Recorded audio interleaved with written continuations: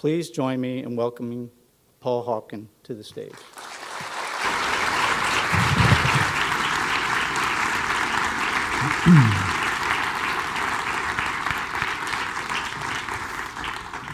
Thank you, Steve, and I also want to thank the planning committee and Laura and Paul and Tim and Nick and people I haven't met and some I have met so far. I also want to thank you, Chris, and Doug Goodstein for today, for the student meeting we had, and Brandon and Rabas, for ferrying me around in this campus and making sure I didn't get lost. Anyway, so thank you to all of you, and thank you for coming out tonight. Drawdown is a term in this case that refers to that first time on a year-to-year basis where greenhouse gases peak and go down. And the purpose of Drawdown and Project Drawdown, first of all, was to name the goal. And I feel like so often we hear about what our goals should be, and the goals tend to be about reduction, stabilization, and mitigation. Mitigation is the word we hear most often. And most people actually can't define mitigation. They think they know what it means, but it actually means to reduce the pain, severity, or seriousness of something. And I ask you if that is a laudable goal for climate change, to reduce the pain, severity, or seriousness of climate change. That's underwhelming as a goal. I think the IPCC and other people meant militate, but as an English major, I can only guess, But I don't think mitigate actually means anything to anybody, frankly. And so Drawdown, like I said, is that first time where greenhouse gases go down on a year-to-year basis. And so as a project and as an NGO, as an organization, our job and what we set out to do was to map, measure, and model the 100 most substantive solutions to reversing global warming. It's about reversing. And not about slowing down or stability. This is school, I think, produces more, the faculty, more authors, IPCC authors, and than any other university in the world, by the way. So this is Climate Central. But again, I just feel like the science is just extraordinary. IPCC, the science is probably the best problem statement ever enunciated by scientists in the world. And climate communication, though, with all due respect, is inept. And so we have to really separate those two, because the science is really fantastic. But what's happening is that we are losing the larger audience because of how we communicate, and I'll get back to that in a minute. This is a little harsh on the ears. It's supposed to be. This is northern Greenland, the North Greenland Eemian Ice Research Station in the summer. It's cold. And this is the ice cave where the research is done. Scientists in 14 nations drill through the ice core to bedrock to really understand the Eemian period. And I went there in 2009, and I'll spare you the rest unless you want to watch it later. This is what they do. They bring up the ice cores, and from those ice cores they can tell exactly what was happening on a year-to-year basis for 125,000 years in terms of sulfates, pollen, CO2 levels, etc., and really get a very clear understanding of this. This is the last 400,000 years, and this shows this is sort of Al Gore's famous stepladder, but this shows CO2 levels up until today. They're between 404 and 405 parts per million of CO2. But actually, this is the actual level of greenhouse gases in the atmosphere, because this includes the other greenhouse gases, which is methane, nitrous oxide, HFCs. And this is what we don't hear. We hear CO2 levels, which is all Mauna Loa Observatory can measure, but these are the rest of them in CO2 equivalent. So now we're at 490, okay? And that dotted line that you see there is 300 ppm represented. Our genus, Homo floresiensis, sapiens, erectus, you name it, for 2 million years, We've never lived on this planet above 300 ppm until 1937. Okay, so we don't have any idea where we are. This is Terra Nova. This is not like, oh, we've been there, done that. We don't know where we are. So any speculation about what's going to happen in the future is just that. It may be based on the very best science, but nevertheless, we don't know. And what you see here is a circle. That is the Eemian period. And you see that spike. It was not caused by combustion of fossil fuels, of course. Very different cause. But the temperature at that time was 1 to 2 C higher than it is in the pre-industrial period. So we're 1 C now, almost. And that's 1 to 2 C, depending on which part of the Earth. And at that time, the ocean was 20 to 30 feet higher. There was hippopotami breeding in the Thames River Delta. There wasn't a such thing as Sussex or Kent. There was lions and giraffes romping across Germany and Denmark. Crocodiles were going up the coast of British Columbia to breed in Alaska. It was a very different regime, and that was 1 to 2 degrees. And so, again, it just gives sort of amplification to this idea that we don't know where we're going or where we are here. The only thing that makes sense when you see this kind of data is to go back the other way. And that's why we wanted to sort of put that stake in the ground and see if it was possible, by the way.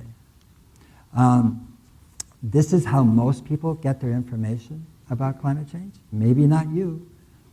This is a very literate place, audience, students, faculty, university. But most people get it through headlines. And the headlines are intended to basically scare the pee out of you. And to adrenalize you, to get your cortisol going, go, ah, okay. And then at the same time, you see clickbait next to it, you know. You have a woman who smashes her husband's head with a frog ornament and keeps him mummified for 18 years, as if that was equivalent importance to the Tower Bridge being overwhelmed by tsunami or ocean. I don't know what this is really, but basically, and you see it again and again. The headlines are accurate. They're based on good science, you know. But, and, you know, chilling study warns we only, you know, I mean, a few more decades to save, you know, this kind of, this thing of like scaring people into action is really what we think we're doing or hope we're doing.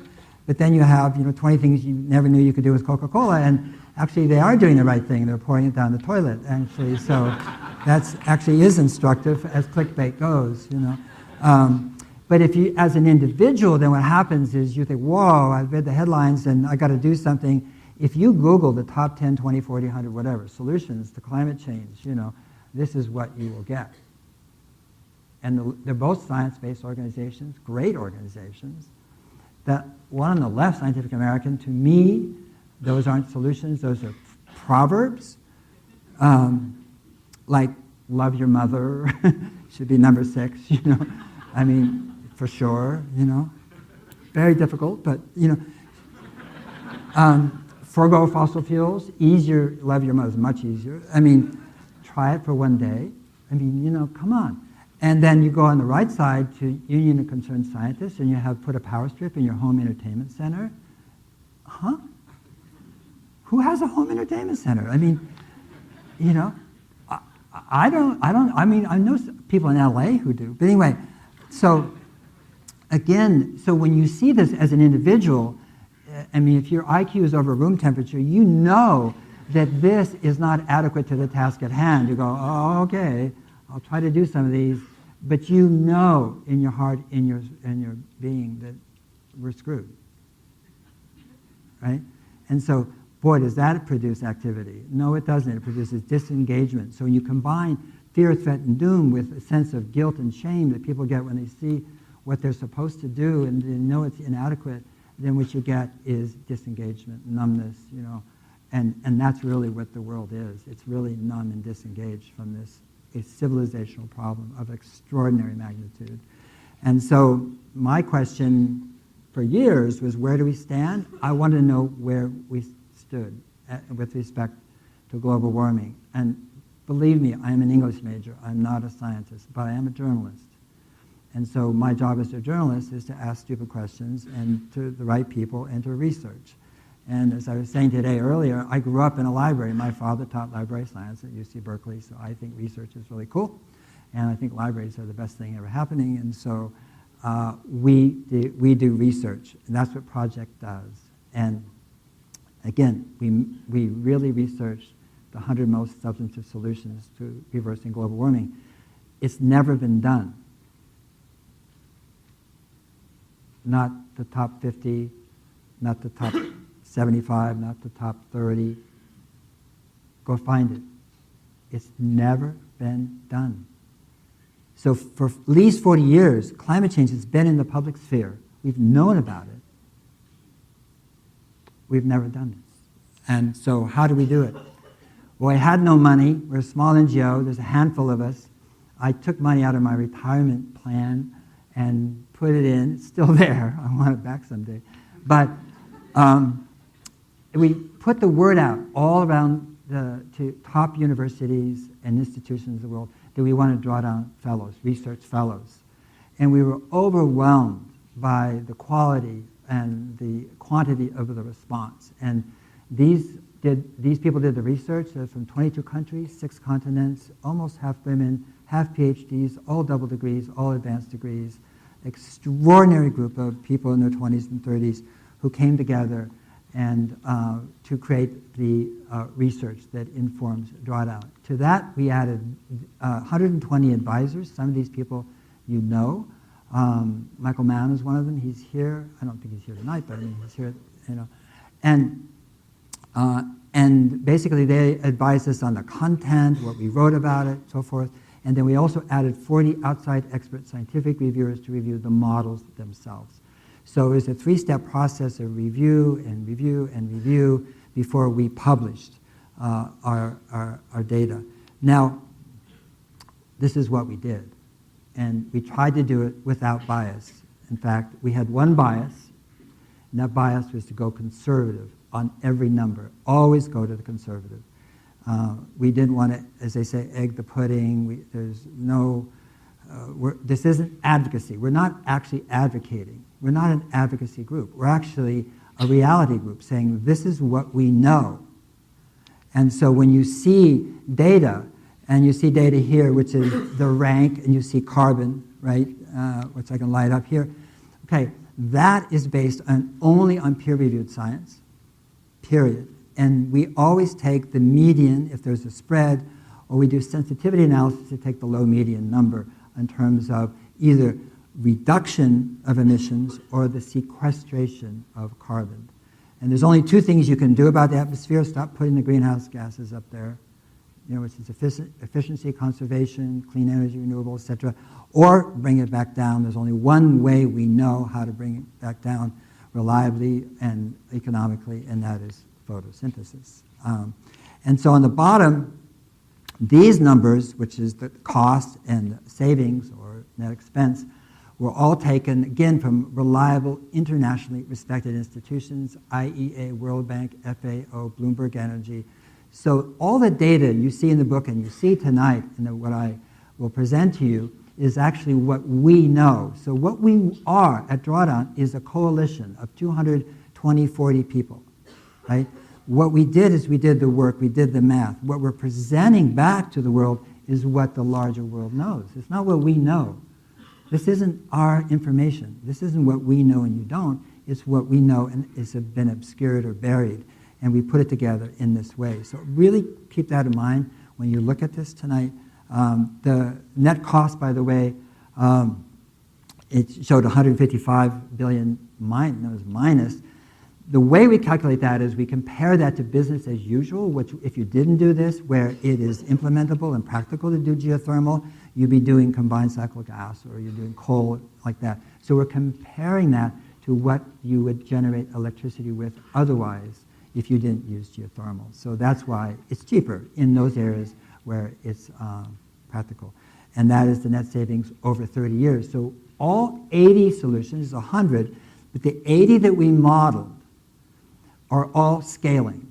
They're all at hand. We know how to do them. We practice them. It's W.W. Granger. It's not, oh, let's make hydrogen from coal with CCS. And no, it's like we know how to do these things, every single one of them. And what we did is continue to scale them in a rigorous but reasonable way over 30 years to see if, in fact, we could achieve drawdown, which is to say that point in time where greenhouse gases go down on a year-to-year basis.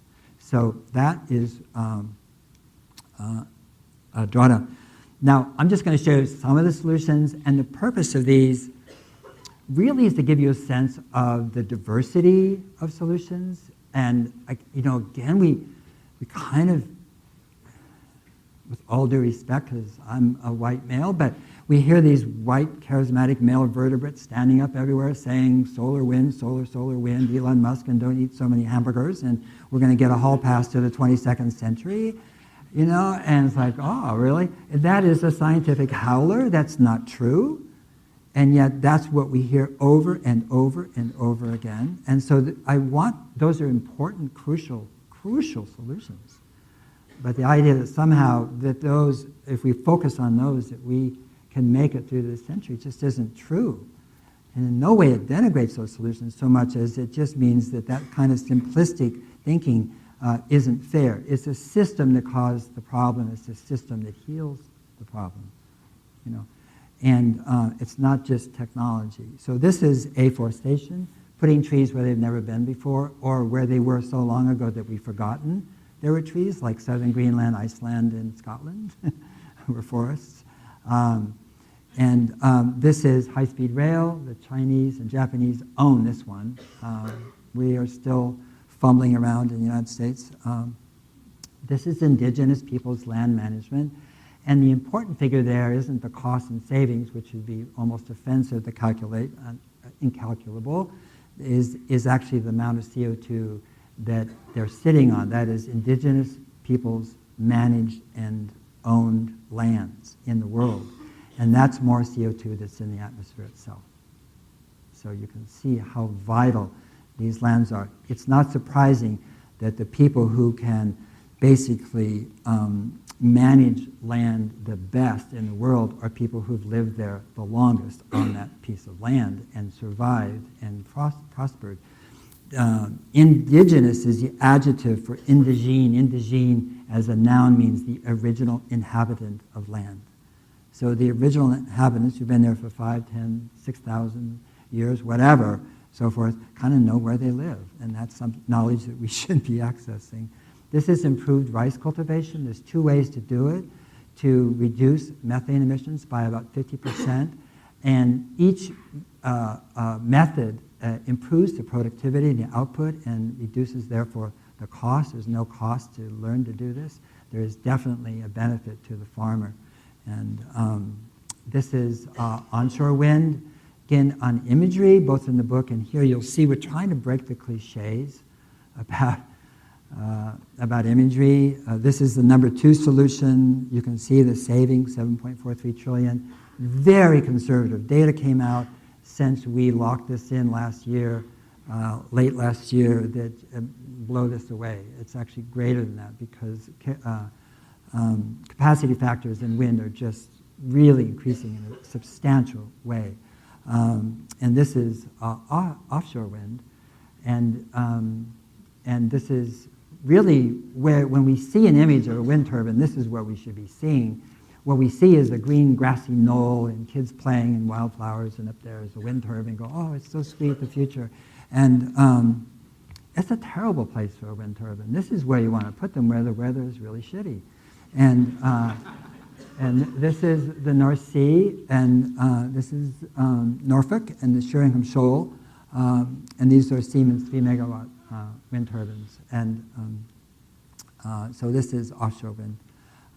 This is an Oda woman, Lake Titicaca, who lives on a straw island in a straw hut that floats. The island floats. It's an island. She has to replace the straw every 90 days or it sinks, and she has been lighting her straw hut on her straw island with kerosene so her daughters could study. So what do you think she's grinning about? She's not grinning about the atmosphere or that she's saving carbon. She's grinning because she's a mom and she can take care of her daughters in a way that's safe right now and so forth. So this is rooftop solar. And again, what we want to do is avoid, the drone shots of 3-car garages in Atlanta, with solar arrays, 10 kilowatt solar arrays. That actually is just a new form of renewable materialism. And it's not really very satisfying. to me, and you know, just to not change your lifestyle, but to plug into renewables, I don't think that's going to work. This is women smallholders. Here is a really important point. This is an ag school. We are told again and again, or you have not an ag school, but you have a great ag department here, that we're told again and again that somehow we don't use industrial farming techniques, that we can't feed the world. You've heard it over and over again. I started in the organic food business when I was 20 years old, and that's all I heard, which is you can't go organic, you can't do it, people will starve. That was the thing. Don't you feel bad, guilty about trying to do organic farming, when basically that means other people starve. Industrial ag produces about 24-25% of the world's food. It produces corn, soy, beef, pork, sugar. It produces diabetes, obesity, stroke, heart disease, and so forth. Actually, big ag is not feeding the world, it's feeding the pharmaceutical industry. 70% to 74% of food is produced by smallholders in the world. 40% of those are women. Do the math. Women produce more food than big ag. Okay? And why is this here as a solution? Is because women do not get the support, the land tenure, the seeds, the training, the tools that men get. When they do, they produce 15% more per hectare than men. So it's like, help, I mean, and the difference in the amount of food that would create, the less hunger that would create, the more avoided deforestation that would create is tremendous and so forth. So that's why it's a solution. This is another forest protection. I think not indigenous, actually probably this forest, and in fact not probably this, most of them were indigenously owned as well, but they're not now. But the point being is that forest protection besides indigenously controlled forests, is also an amazing number on the bottom right of CO2 in the biomass in the soil below. This is the Kermode bear in the Great Bear Forest in British Columbia. And this is the number 4 solution. This is a plant-rich diet. And what does it mean? Does it mean vegan? No. Does it mean vegetarian? No. Does it mean omnivore? No. It means whatever you want to do. That's your choice. What it does mean is reducing the amount of protein in the world to a healthy level, which is 50-55 grams per day, not 100-110 grams, and which is what you see in the so-called developed world. And also increasing the amount of protein where there's nutrient deficiency in the world. So it does both. It brings the world into some sort of equilibrium over 30 years. And yes, it's 35% plant-based protein, which is easily done. Broccoli has got as much protein as beef. So it's not difficult to do.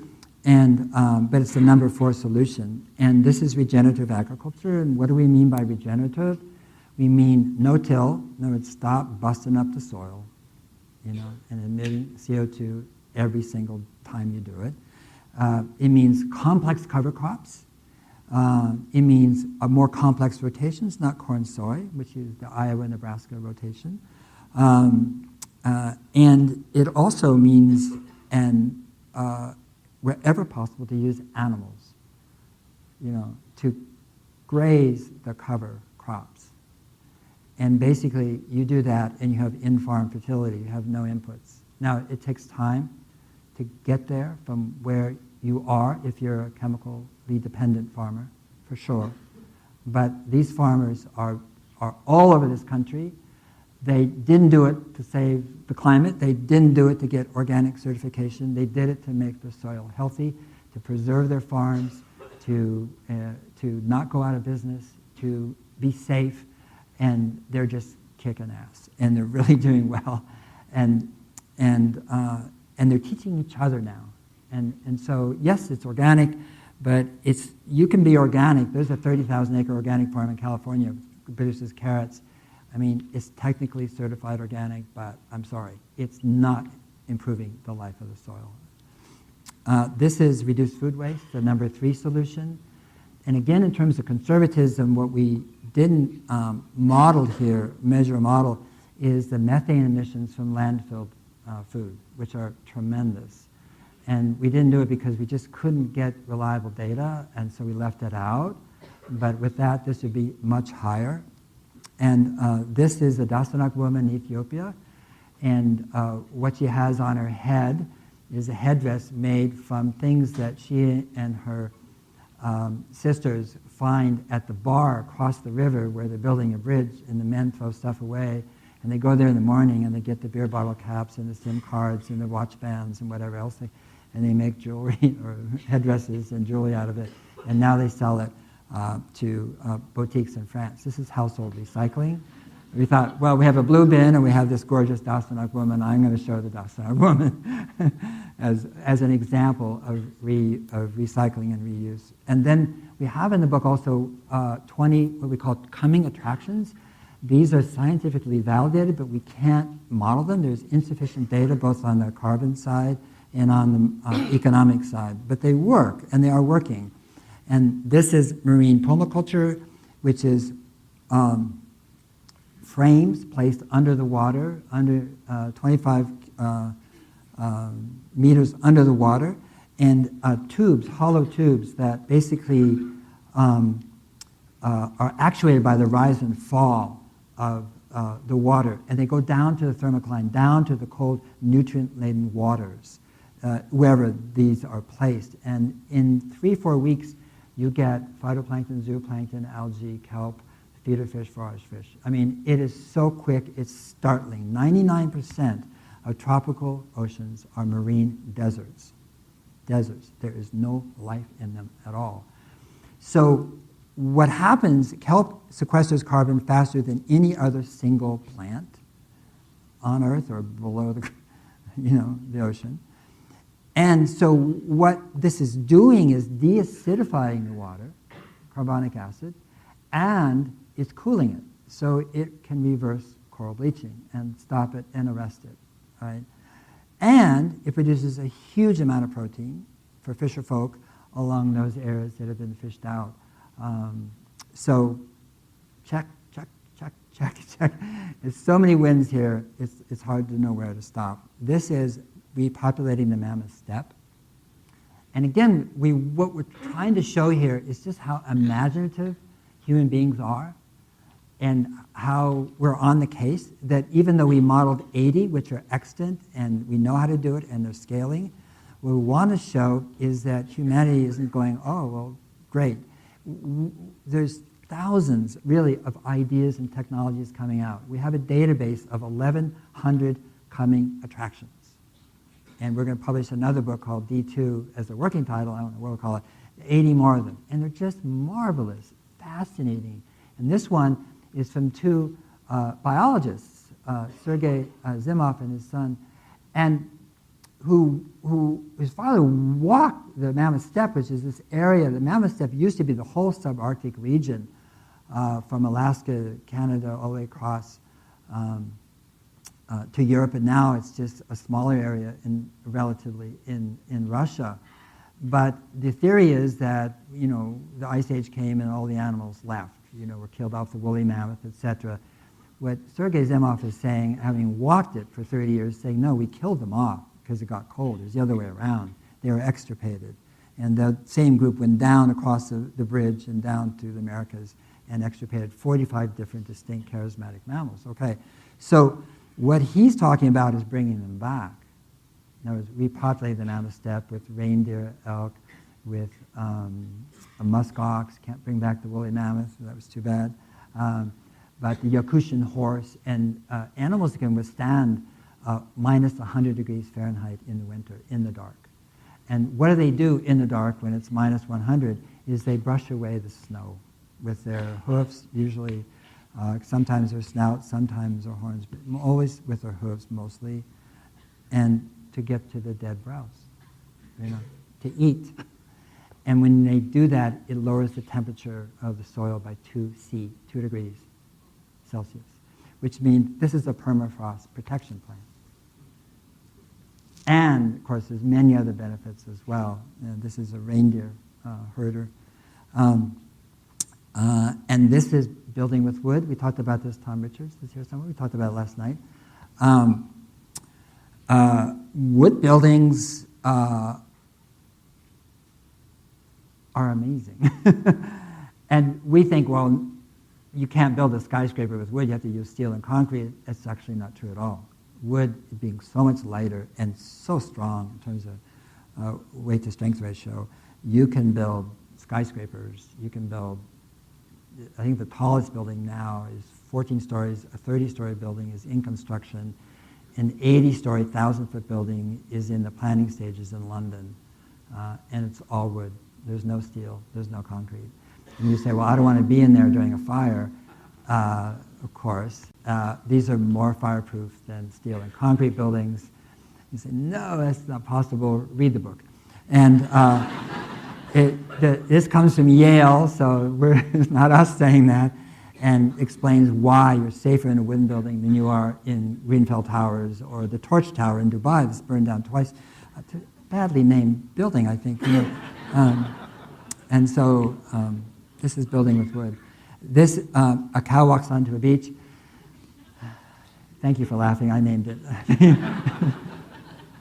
But it's really, again, observational science, which is, we sort of forget about that, but really people are outside and doing things and look at something and why is this happening? In this case, it's a farmer in Prince Edward Island who noticed that the cows on his dairy farm who ate the kelp were producing more milk, and the question was why? And when he talked to a county agent, he said, I don't know, and turned him on to a scientist and said, it has to be methane production, because methane production in ruminants is so inefficient, really. It's parasitic in terms of metabolism. It doesn't help anything for that animal. And so they split the herd and fed some kelp and others not, and then measured the exhalations, 5 times a day, and sure enough, there was less methane production. But it's like a science experiment, like interesting, but not practical, really. But that scientist in Canada heard of a scientist in Queensland who was doing the same work, and together they discovered marine algae called Asparagopsis taxiformis, which if fed as a 2% supplement to ruminants, cows, sheep, and goats, reduces methane emissions by at least 70%. In artificial ruminants, 99%. And we know the mechanism. So this is not like wow. And this is algae that the native Hawaiians have eaten in their cuisine for over 1,000 years. So,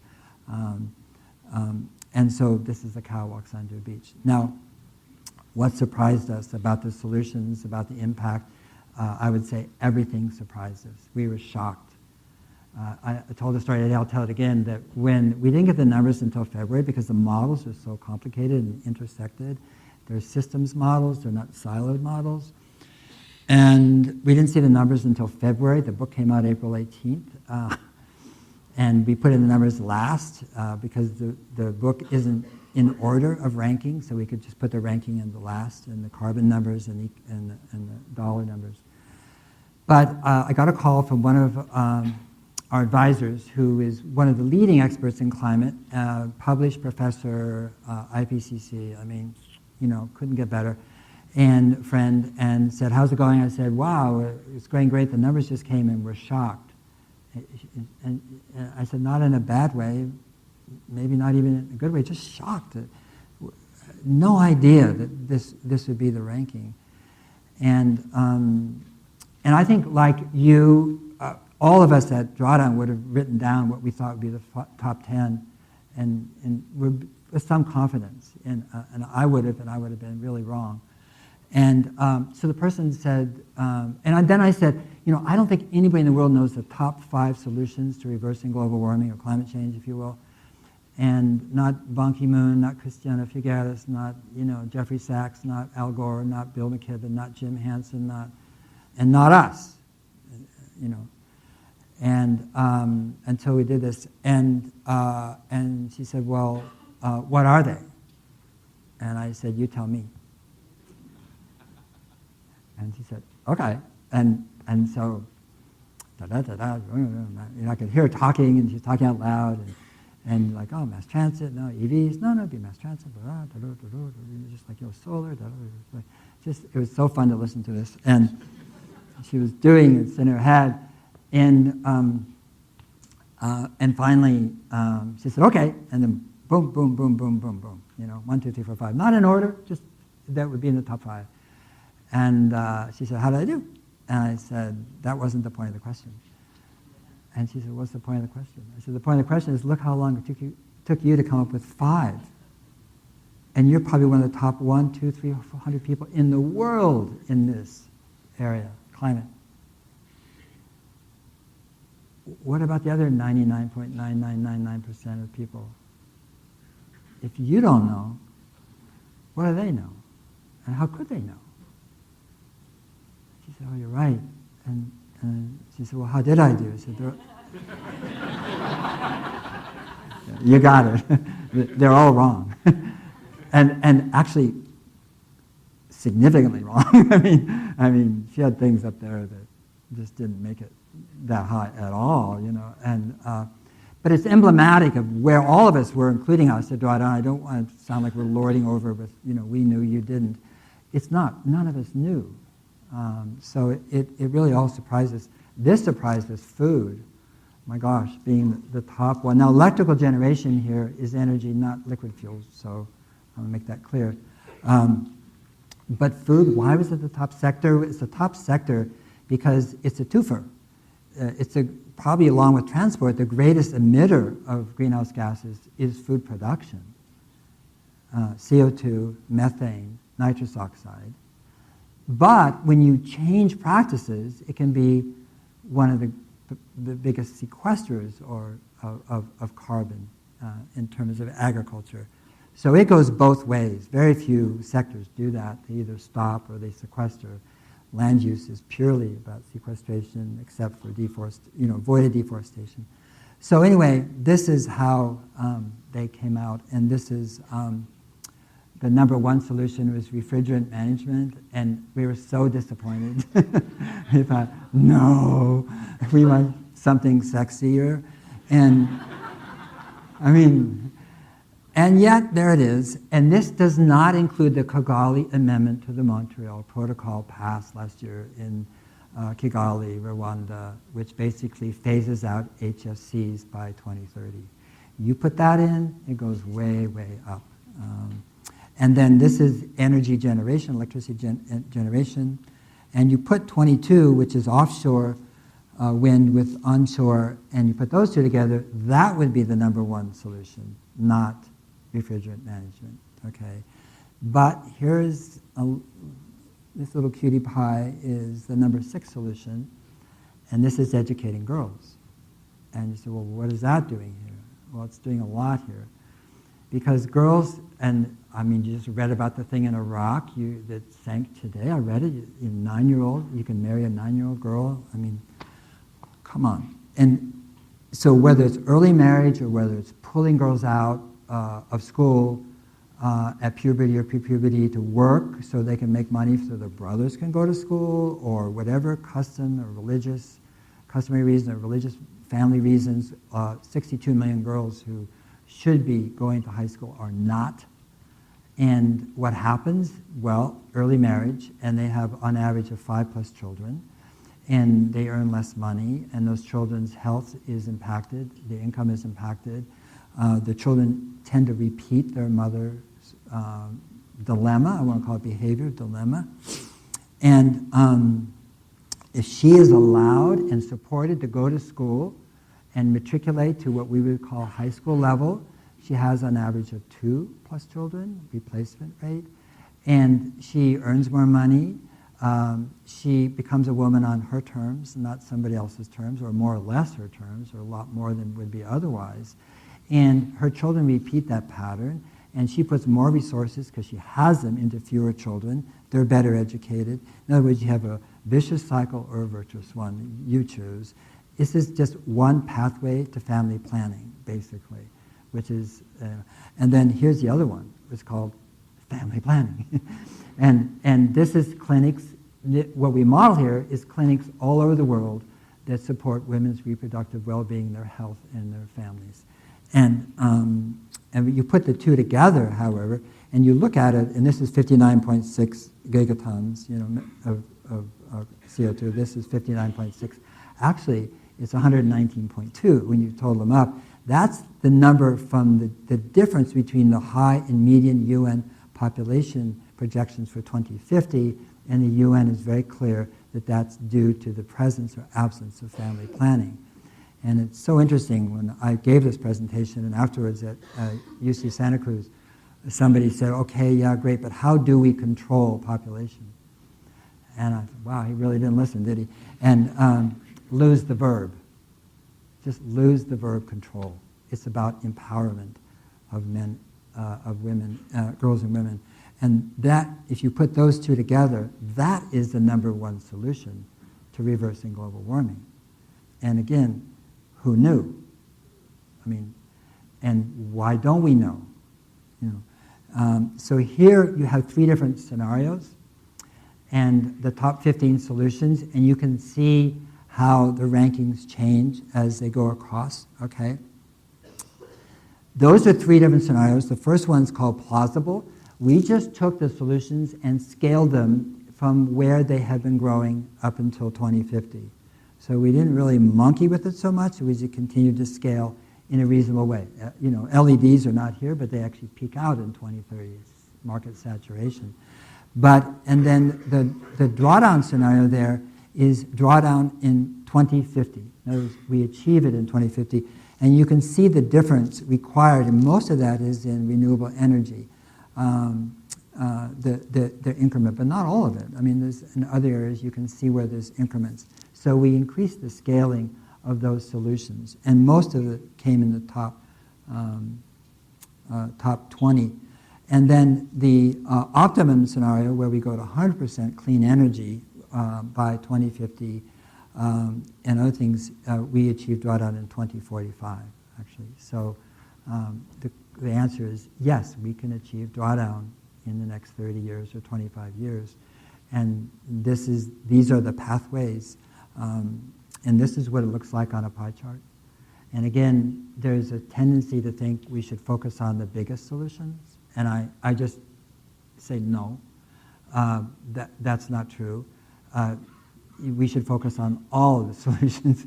Doesn't mean you need to focus on all of them. You can focus on one of them. But there's no such thing as a small solution. We need all of them to achieve drawdown, not just the top 20% or the top, slice that any way you want. We need it all. This idea that small things are less important than big things, I mean, which small gland in your body do you think is unimportant? Is it the thymus gland or is it the thyroid? I mean, come on. I mean, this idea that if it's big, it's important. If it's small, we can pay attention to that later. It's not true. And so there's no such thing as a small solution when it comes to reversing global warming. I just want to make that really clear. The book, the title, the most comprehensive plan ever proposed to reverse global warming, it's the most comprehensive plan ever proposed because no one's proposed one. And we didn't even title it. Actually, it was a Stanford intern at Penguin last summer who suggested it, and I looked at it and I just, that's terrible, so brash. And I was like, But I left it on my desk and I kept looking at it, going, actually, he's right, actually. It is the most comprehensive plan. It could be the most literate, most nuanced, most whatever plan. It could be any adjective you want, because there is no plan proposed. But the important thing about the plan is it's not our plan. And this, I really want to make this clear. We're not proposing a plan. We are, the big we, which is we found a plan. In other words, we found that in our collective wisdom and understanding, we do have a plan. It's not coming from the top or the bottom. It's not coming from the IPCC. It's not coming from Columbia or Princeton or any place else. It's coming from humanity. And that's what we found out, and that's what we want. That's what we're trying to share with you, as opposed to saying, "Oh, we have a plan." We don't. Small we, the big we do. And I want to talk about this really quickly with this language. And the way with language, It's not really a verb, but okay. The way we language climate change is to great detriment, I think. First of all, we're using war metaphors. I don't know how we got there, but the fight, the battle, combat, slash emissions as if we had emission machetes, and, and climate crusade. What an unfortunate term that is. I mean, apparently somebody didn't read their history. But what those terms are is, besides being combative and warlike, what they are is saying that the atmosphere and the climate is other. In other words, we're here and it's a problem and we're going to fight it. Well, first of all, you can't fight change. The climate is supposed to change, and it does every nanosecond, and thank goodness it does. Otherwise, it wouldn't be fall in Pennsylvania, right? I mean, so that's what climates do. That's what atmospheres do. That's what the human body does. Your body changes 1 septillion times every 100th of a second. Your body. Right? Everything on this earth changes constantly. So to fight change is a fool's errand. That's not what it's about. So that term, fighting climate change, ditch it.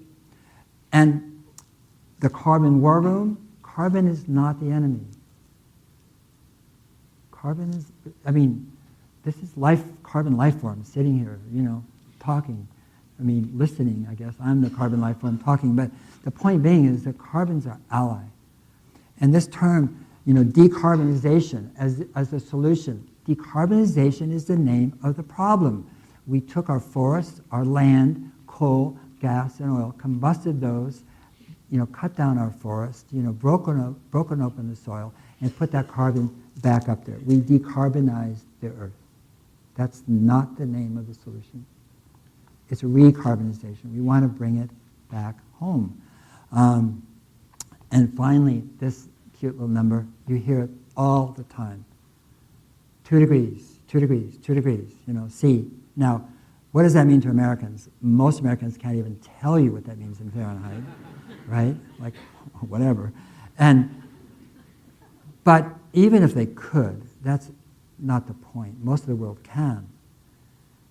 And what is that number? Well, it's supposed to be a science-based target, right? Beyond which terrible things will happen if we exceed it. And we don't know exactly what or when, but we know that will happen. That's the implication. First of all, it's not science-based. Joachim Schellenberger pulled that out of thin air in 1994 for the German ministry because they couldn't understand the science. So he said, let me make it simple. Think about it as not going above 2C. Well, maybe he was right. He's a great scientist. But he would be the first to tell you he pulled it out of thin air. So that's our science-based target, first of all. Now, let's just assume, for example, though, that it is accurate. Okay, let's say it is accurate. And it very well may be.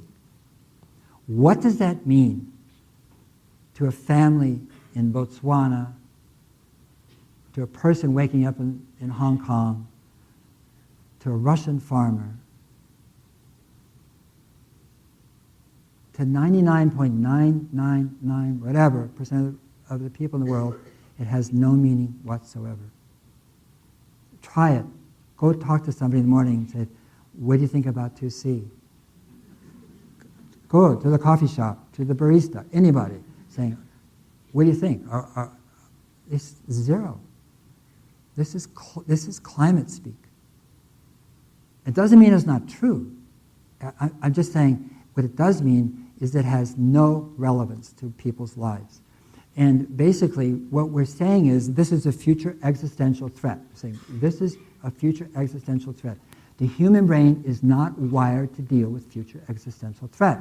The people, our ancestors, who actually were worried about future existential threats are not in the gene pool anymore. They're gone. Who's here is worried about current existential threat. And that's why we're here. Okay, so that's how our brain developed. Maybe it should be different, maybe it will be someday, but that's the human brain that's walking around on Earth.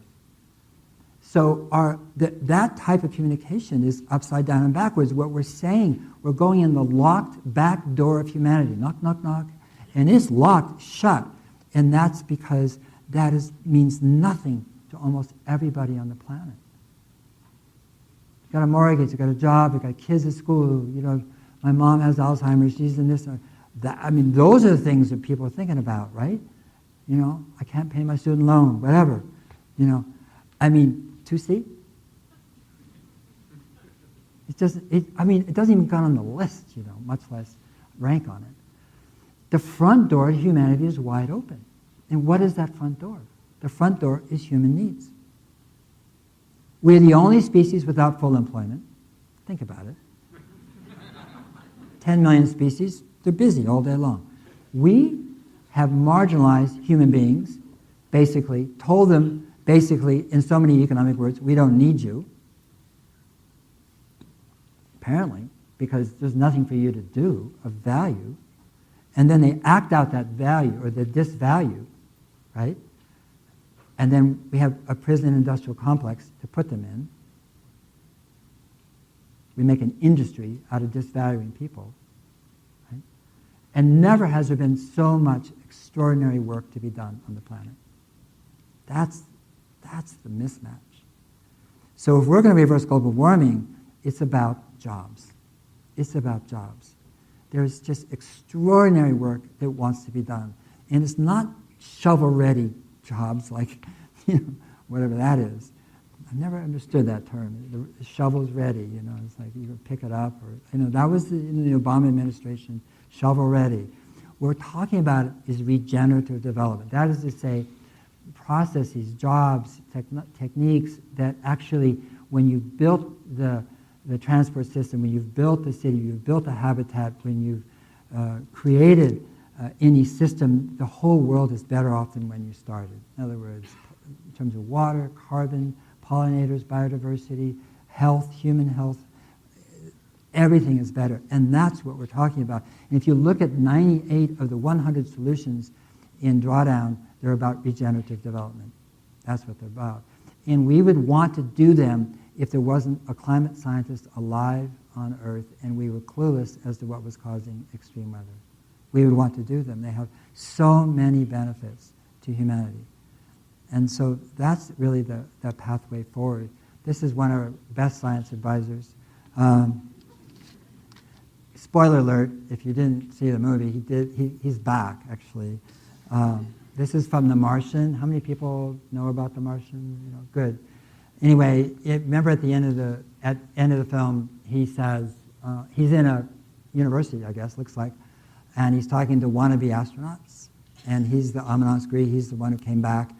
And basically he says, pay attention because this could save your life. When I was up there, did I think I was going to die? And he said, yes, absolutely, absolutely. I thought I was going to die, right? And that's what you need to know going up there because space does not cooperate. The atmosphere does not cooperate. This is parallel. At some point, everything is going to go south on you. And you're going to think, this is how my life ends. This is how it ends. And he said, you can either accept that or you can go to work, and that's all there is to it. And he says, you do the math. I love that part. You do the math. You solve one problem, and you solve the next problem. And if you solve enough problems, you get to come home. Right? That's Andy Weir, The End of the Martian. And that's exactly what we're talking about here. We're a problem-solving creature. We have opposable thumbs. That's why dolphins don't run the world, okay? We do, right? So we're a problem-solving creature, and we have problems. The idea that we should keep sort of talking about the problem, to me, seems pointless. If you understand the problem, and we do, the science is incredible, what's the point of saying over and over and over again, we have a problem, we have a problem, we have a problem, we have a problem. Once you know the problem, work on the solutions. That's what we need to do. Not try to convince people that we have a problem. If they don't understand it, that's okay. Maybe they'll get interested in the solutions because that is where the action is and that's where it's going to continue to be and so forth. So again, when we think about global warming, really, and we think about this, it is about coming home, just what he said, Andy Weir said. It's about coming home. Let's come home. It's our home. This is this exquisite, beautiful miracle that we live on. It's so complex, we'll never fully understand it. And it gives us everything we need and want and more. And basically, the only way we can do that is make a tent big enough for all of us to come in and work together. And so that's why in Drawdown we don't make anybody wrong. We don't blame. We don't shame. We don't think we should sue Exxon. Go ahead if you want. But to me, that energy should go elsewhere. Let's go solve the problem. Thank you so much.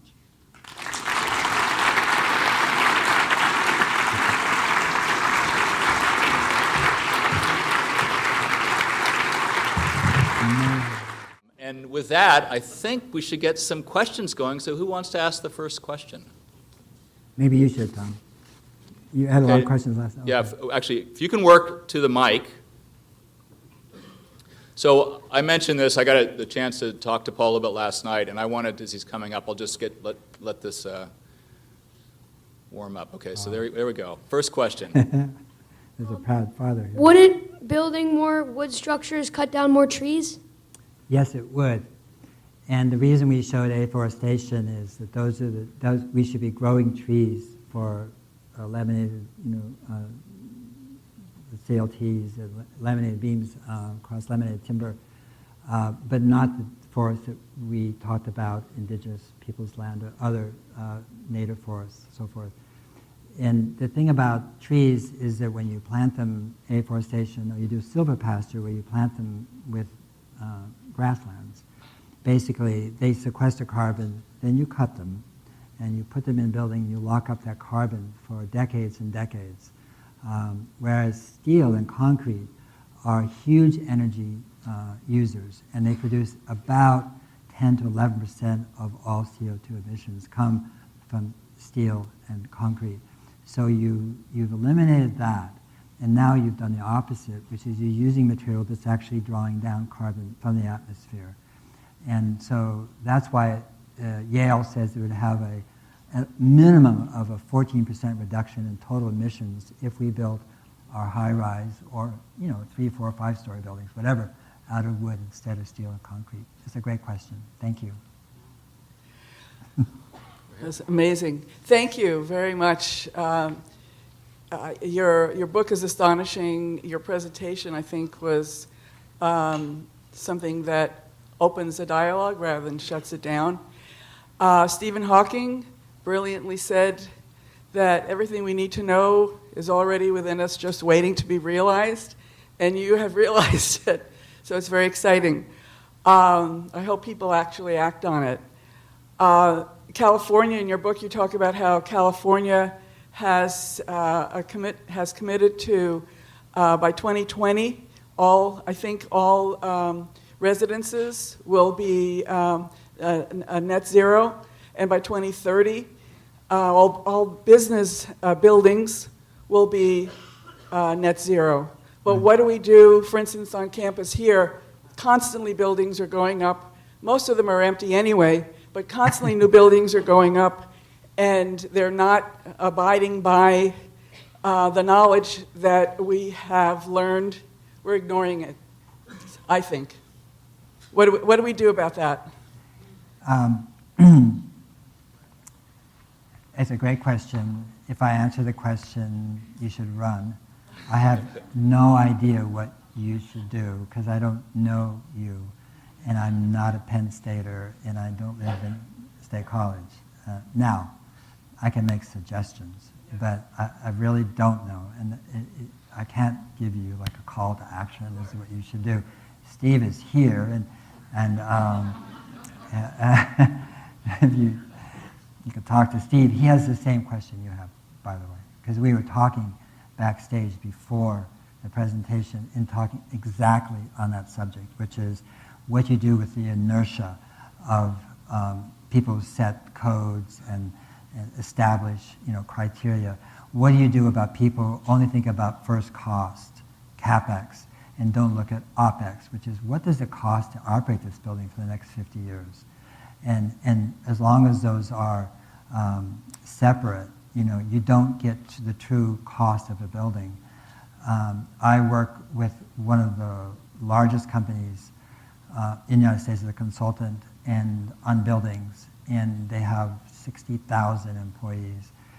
And their buildings they make your buildings look pretty good, actually, and really 1950s, And, but in my work with them, I showed them the data on just worker productivity, just that one thing, that when you go to basically LEED Platinum or a living building, or you go to buildings that actually, really work in terms of light, air, and energy and everything, that productivity goes up a minimum of 6%, and that we did the calculations, and they're spending over $350 a square foot on people.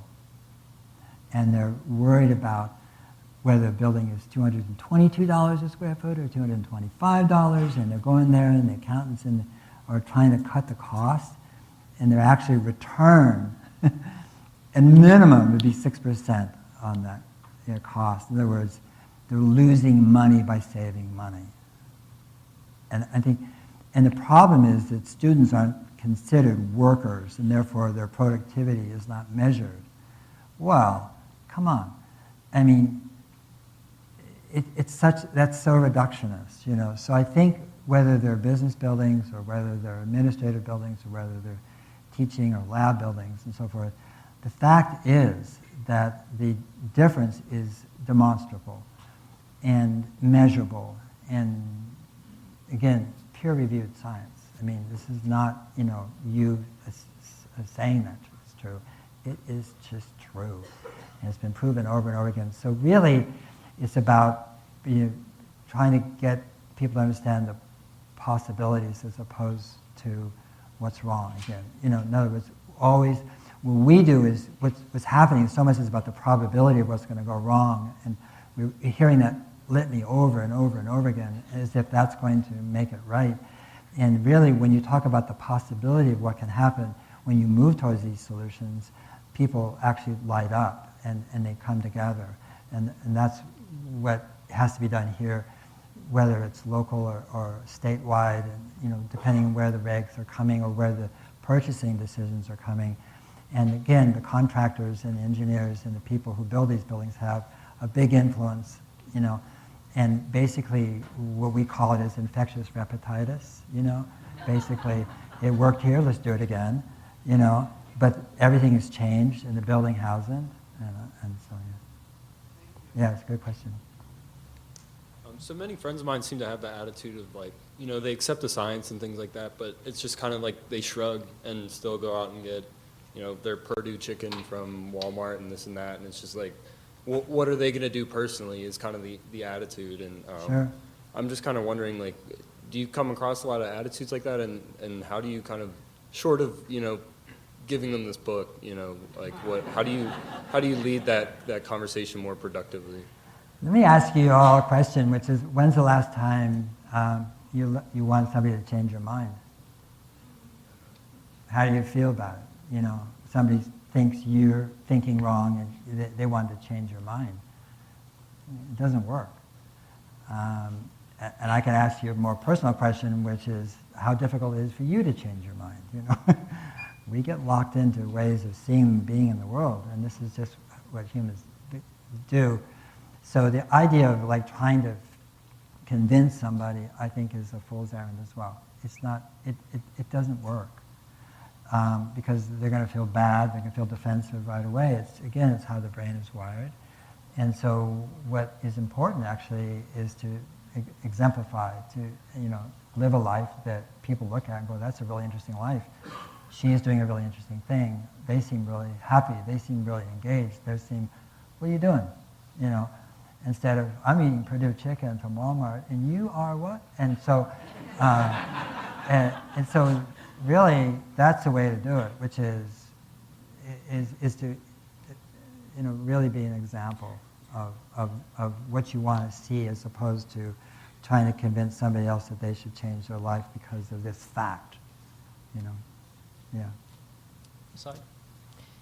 So great talk. I was really excited to see that food systems and energy were up there. I'm an agroecologist who's getting an energy degree, and so it looks like I have a future employment option. But I love the calculations, and that exercise is so necessary, and yet it ignores, as others have alluded to, the people in the equation.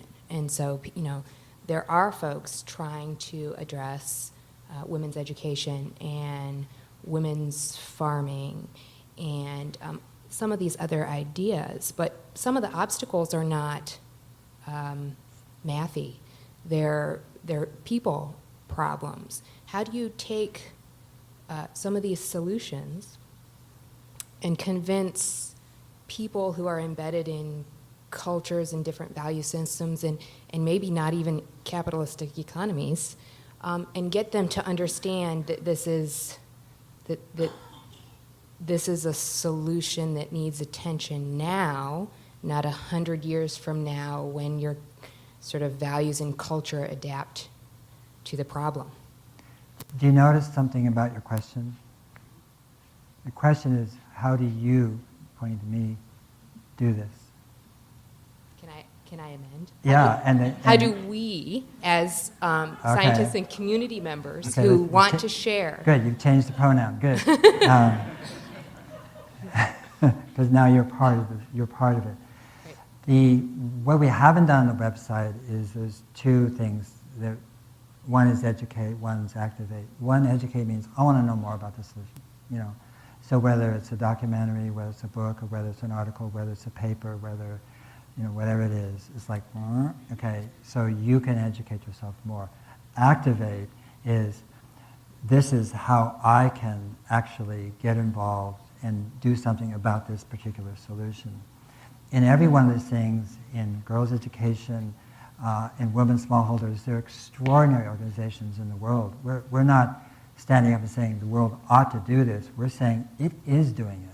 And those organizations and those people are brilliant in how they understand not just the problem in a global sense, but in a very local cultural sense. And how do you talk, like with girls' education, there's some really brilliant work being done in terms of talking to the elders and in villages and communities, where this practices still exist in terms of early marriage or pulling girls out of school for religious and customary reasons. And what they have done is learn to talk in a patient, listening way, to allow the elders, because they're all men, in these who are setting up the metes and bounds, to understand that everybody in the village benefits when women are better educated. In other words, it's not like their daughter or this girl or this; it's everybody, and to make that synapse connection for them with examples, but it takes patience, in other words, and because it can't be done by force. And so what impressed us in the research that we did is how much people are on the case and are doing it extraordinarily well.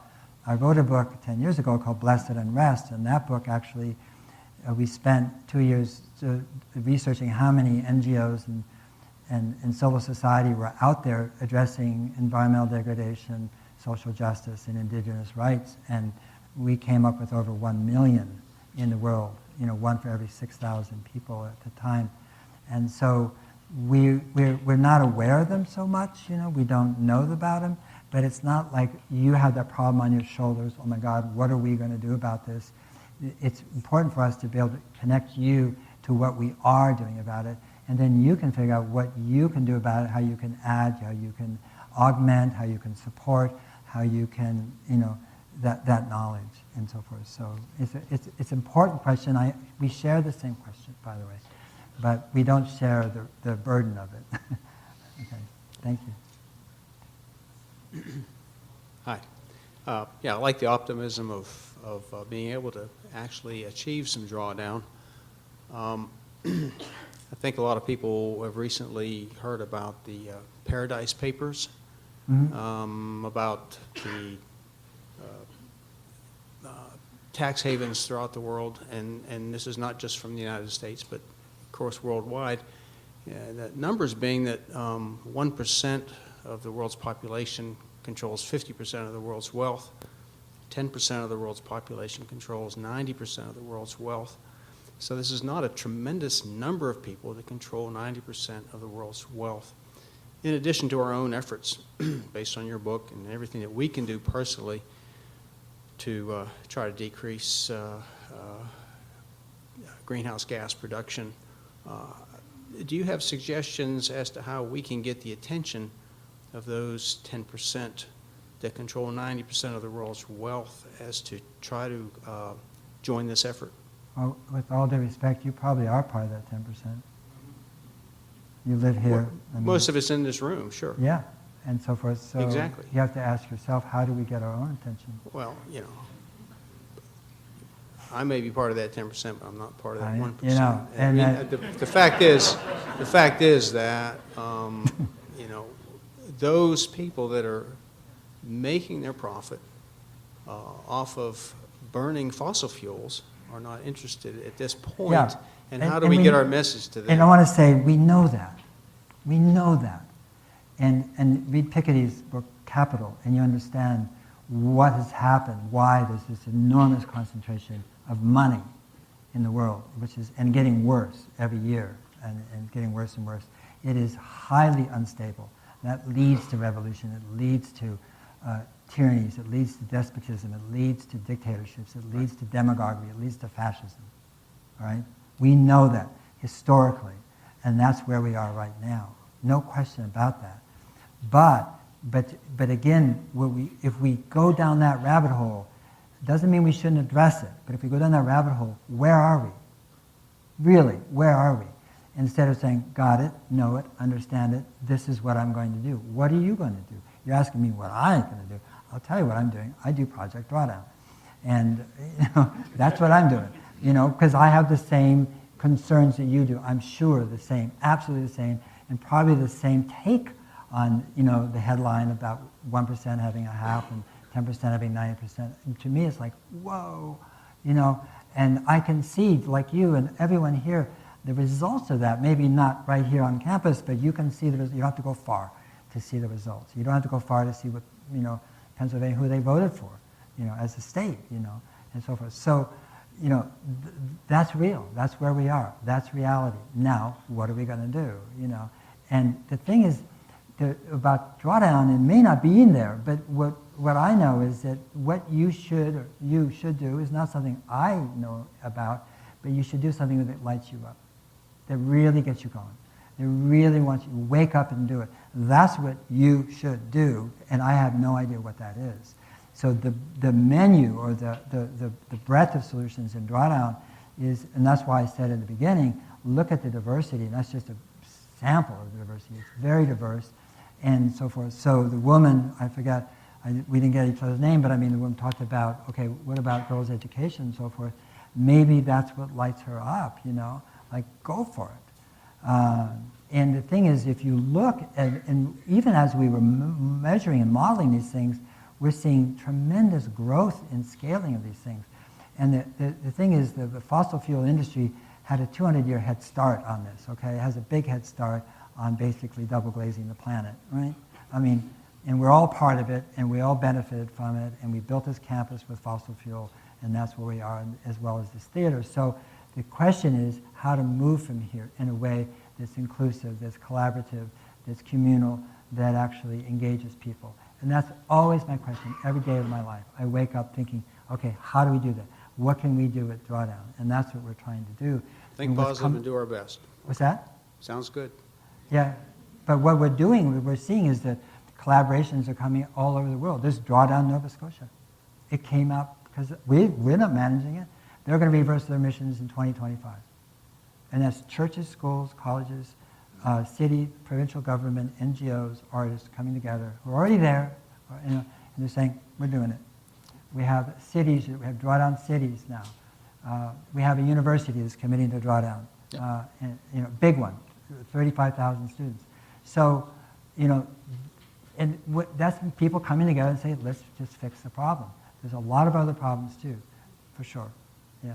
Thank you. So we're about 10 minutes away from a Okay. reception and book signing, so we're going to Okay, move I'll into try a to make lightning answers round shorter. now. A lightning round. And if anybody else did want to get in a question, ask a question, you need to get in Okay. line right now, and the line's going to close. Okay, Go ahead. we're Over here. speed dating now, okay. Okay, I'm going to be lightning fast. Okay. First of all, I like the paradigm of turning it around from the negative to the positive, and I can think that Sierra Club right now has to be thinking about not ban the bag, but promote reusable. So what I want to know is, I don't know about the management of refrigeration. I know what I think I mean, but I think that I don't know really what you mean in totality. Can you explain that a little bit? Sure. It's the one area where you don't have to worry about.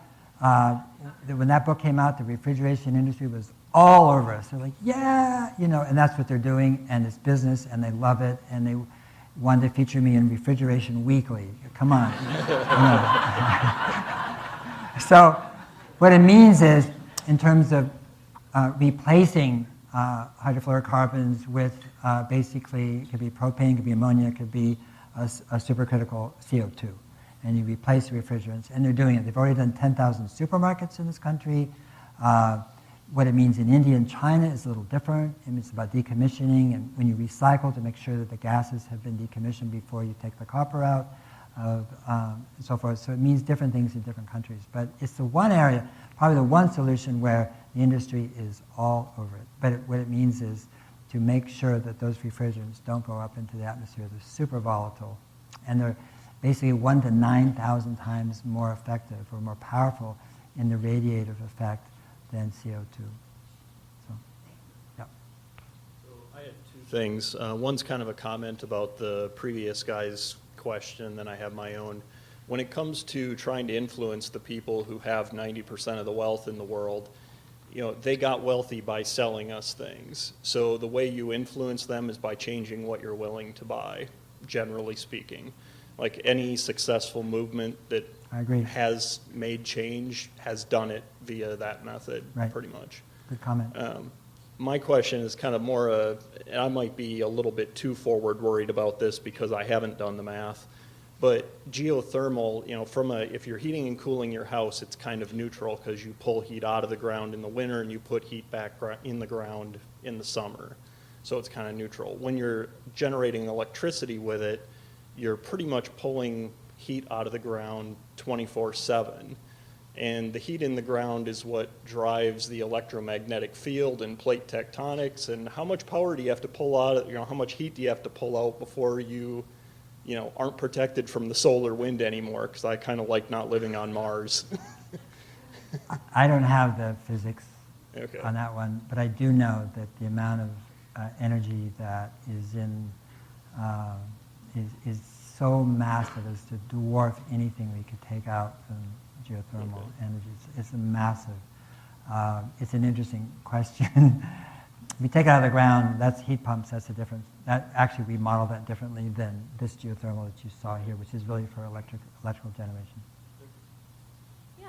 So I had a question on there's been some talk about newer technologies that react carbon dioxide with calcium to kind of make calcium carbonate pellets to draw carbon dioxide out of the air. Is that in your ranking system? Do you think that would even make it in the ranking system? Yeah, there's a lot of, I think there's a tendency for all of us to kind of, bend our ear to what we call silver bullets, Okay, yeah. Which is like, really? They can just pull it out of the air and make calcium carbonate. They can. We've actually known how to do that for a long time. That's in Iceland where they did it successfully. But when you look at the thermodynamics, that is to say the thermal cost of that, now they have geothermal energy, so they can do it really cheaply, but the rest of the world can't. The costs are prohibitive, and you have issues of density, which is 400, about 7 parts per million. So, and to capture that CO2 is a challenging thing to do within realms of economics. It's so funny, people get excited about putting calcium carbonate in a cave, and this and that, or, it's like, and there's never going to be a more successful direct air capture machine in the world than a tree. So I just feel like we kind of, it's such a male thing too, by the way. It's like, wow, trees, yeah, but I got this cave and I'm going to liquefy it. Thank you. Thanks. Hi, I know this is the lightning round, so I'll be quick. In your judgment, how much value would a carbon cap and trade market have on the success of a drawdown plan? Extraordinary value. Cap and fee, cap and dividend, there's different permutations. We price carbon, and it is the biggest accelerator of every single solution in drawdown. It's the number one thing that you can do, if you could do it, would be to get it priced. And what you're seeing is, California is starting doing it, and Saskatchewan is doing it, and you're starting to see these governments kind of connect in, and on a tariff kind of like system, where you get an advantage if you buy it from Saskatchewan, as opposed to, Manitoba or British Columbia, if you're a Californian, vice versa. And so I think it's actually going to happen from sort of at the ground up, but from smaller political entities on up, instead of, happening, at the top, which it should happen really. It should be, it's like D-U-H, like, come on, And, but you're seeing bipartisan support for it in this country, which is really fantastic. And because it is about economics, and it's about creating innovation, and not about, suppressing economic well-being. It's the opposite. Hi, I appreciate you taking the time to answer some questions. So I work in science communication, and one of the questions I had based on the framing issues you put with, I think you put it as the climate crusade and that whole genre of framing and semantics, how would you positively frame that in your writing and your communication? Well, we do. That's why we created the book. I'm not recommending you buy it or read it, but if you do read it, what you will find is that we don't, as I said, make anybody wrong. We talk about possibility as opposed to probability. And so we accept the science, and when we accept it, we laud the science. But we don't then rub people's noses in what's going to happen if they don't act. They have to figure that out themselves. What we want to show is really about reversing global warming, and that depends on activity we do together here, not on fighting or slashing or crusading or combating or whatever other verb you want to use. So that's how we do it. It's not like we're trying to change that particular language, because we just think the focus is wrong.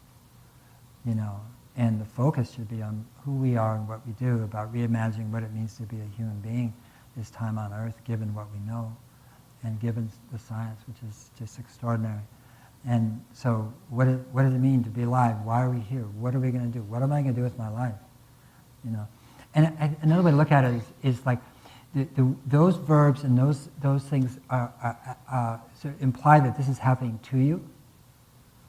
You're the victim, you're the object, you're like, whoa, and you're just this individual, like, I didn't do this, but I'm part of it, and that is such a disempowering way to look at yourself and the world. And really the way to look at it is climate change is happening for you. This is for you. Climate change is a gift. It's an offering. Any system that ignores feedback dies, and that's just feedback. We should be so grateful for the feedback from our atmosphere. Because it's just nudging, like, come on, are you listening yet? Okay, try 2 Cat 5 hurricanes in a month. Now do you hear me? Okay, well, I'll work on it next season, and, so forth. So what happens when you think it's happening for you is that you take 100% responsibility for everybody and everything that's happened all the way up to this moment in time, so you're free from that. You don't have to blame, demonize, anybody else, and now you're free to imagine, innovate, create what's possible, and to create a town, a technology, a family, a life, a community that actually is very different than the one we have. You're free to create a much better world than the one we live in now. Thank you. Yeah. Hello. Hi. I'm a graduate student here, and I'm originally from India. So the question that I have is that over the past few years at least, I've noticed that rapidly developing countries like India are mirroring a lot of things that they see from developed countries, especially in terms of mass production of food, or basically going big pharma, big food, big agriculture. Yeah. So obviously this concerns me, and I would just like to know your thoughts and reflections on this, and also what I can do as a future scientist, or what I can say to probably negate these assumptions that people have. You know, honestly, if we were just in a cafe or a coffee place, I would ask you that question, because you know India and I don't. And and I agree with you. I mean, I agree with the question, and you see it exactly. Why? Because the big money goes to. That's why it's big money. It's it's capital, and capital wants to recreate itself. That's what capital does.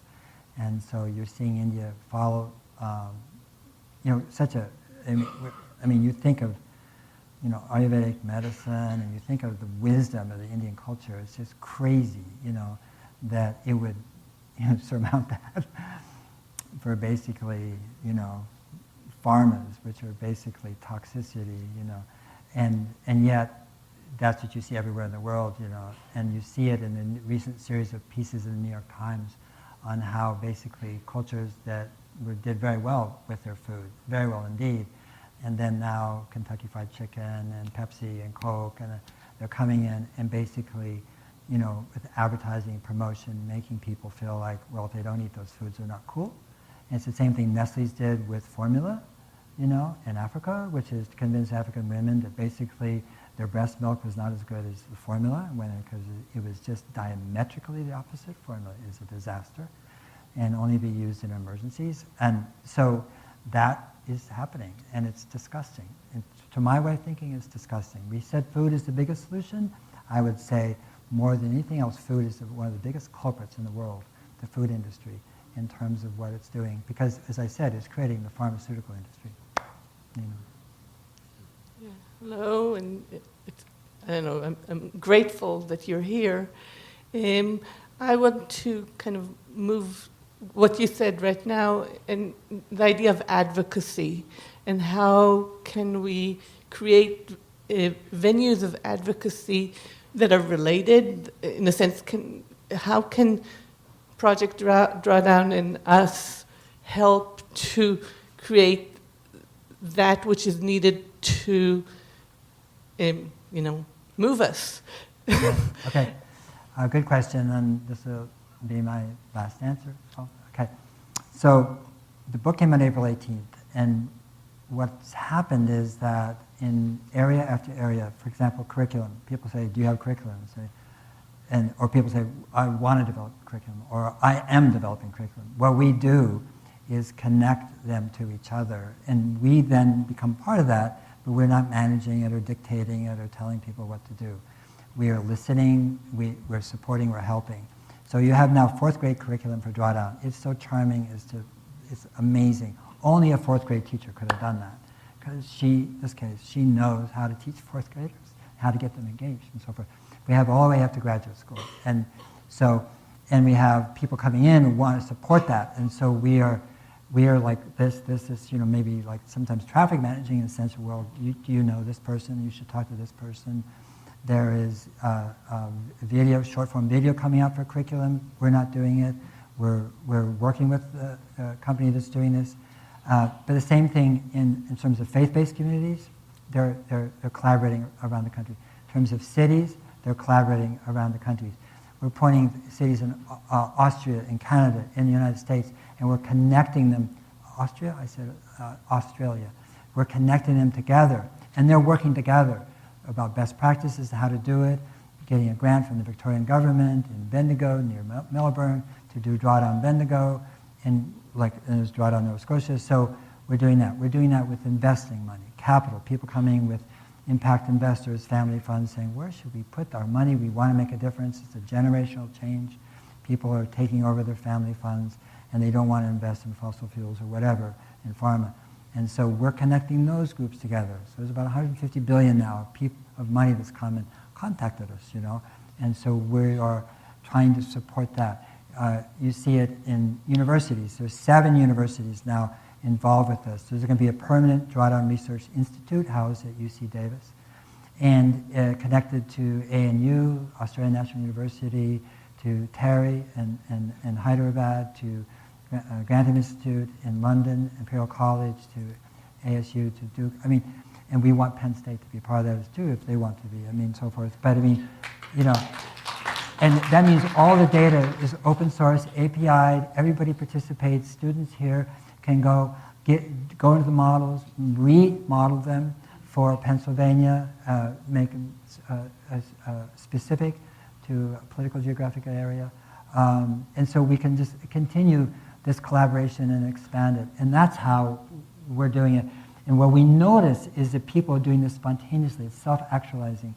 And without any way, I was invited to address Climate Reality, which is Al Gore's group, and there's, I think, 15,000 people have been trained in it. And in San Francisco, I gave a talk.